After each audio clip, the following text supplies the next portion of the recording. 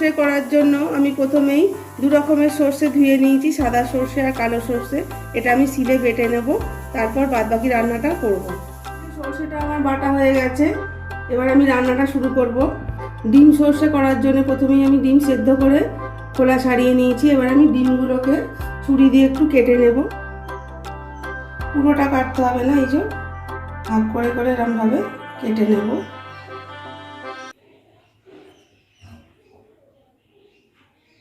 এইভাবে কেটে নেওয়ার ফলে ডিমের মধ্যে সব কিছু মশলাগুলো ভালো করে যাবে, সেই জন্যেই এভাবে কেটে নিলাম। আর উপকরণের মধ্যে লাগছে ডিমের সাথে পেঁয়াজ এইভাবে আমি কুচিয়ে নিয়েছি, টমেটো কুচিয়ে নিয়েছি, আর 4টে কাঁচা লঙ্কা গোটা নিয়েছি, জিরে গুঁড়ো নিয়েছি, লঙ্কা গুঁড়ো, হলুদ গুঁড়ো, আর টক দই লাগছে 2 চামচ আমি ফেটিয়ে রেখে দিয়েছি, আর লবণ তো অবশ্যই লাগছে। এই সামান্য উপকরণ দিয়েই হয়ে যাবে ডিম সর্ষে। কড়াই বসিয়ে আমি এখানে কড়ার মধ্যে দিয়ে দিয়েছি 3 চামচ সর্ষের তেল। তেলটা গরম হয়ে গেলে আমি তেলের মধ্যে দিয়ে দেব কুচিয়ে রাখা পেঁয়াজগুলো। এবার আমি তেলটা গরম হয়ে গেছে, এর মধ্যে কুচিয়ে রাখা পেঁয়াজগুলো দিয়ে দেব। পেঁয়াজগুলো একটু ভালো করে ভেজে নেব। পেঁয়াজটা ভাজা হয়ে গেছে, এবার আমি এর মধ্যে দিয়ে দেব কেটে রাখা টমেটোগুলো।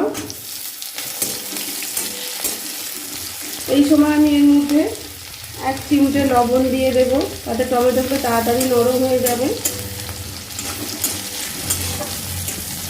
এবার আমি এর মধ্যে দিয়ে দেব জিরে গুঁড়োটা।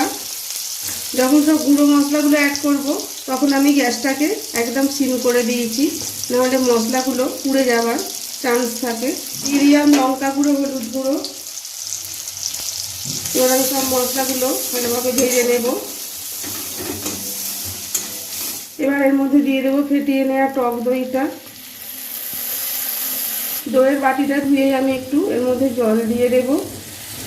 দিয়ে দেব স্বাদ অনুযায়ী লবণ,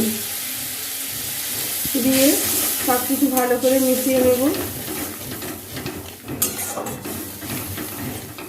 মশলাটা যখন কষে উপর থেকে তেল ছেড়ে আসবে তখন আমি এর মধ্যে ডিম আর সর্ষে বাটাটা দিয়ে দেব। এটা একটু ফুটতে থাকুক 1 থেকে 2 মিনিট। দেখুন মশলা থেকে কেমন তেল ছেড়ে এসছে। এবার আমি এর মধ্যে দিয়ে দেব বেটে রাখা 2 রকমের সর্ষে। এটা ভালোভাবে মিশিয়ে নেব। এবার আমি এর মধ্যে দিয়ে দেব সিদ্ধ করে রাখা ডিমগুলো।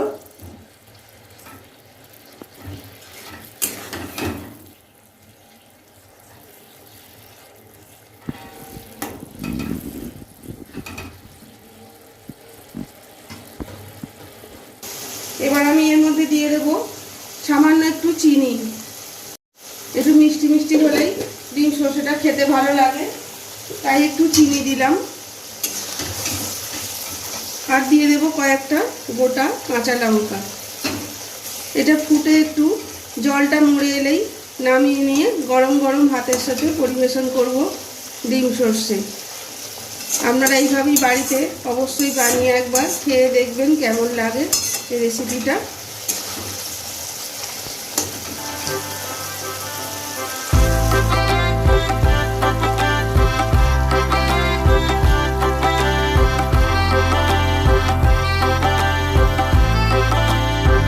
তৈরি হয়ে গেল আমাদের ডিম সর্ষে, একবারে খাওয়ার জন্য রেডি গরম গরম ভাতের সঙ্গে।